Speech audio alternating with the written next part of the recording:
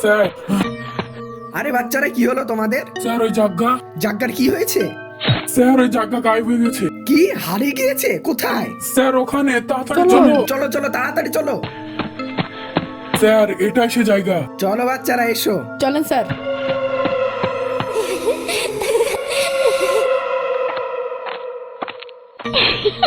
কেউ না, চলো।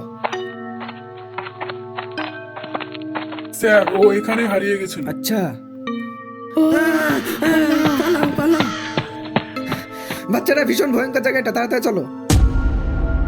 বাচ্চারা কোথায় গেল? ওখানে যেতে হবে আবার আমাকে।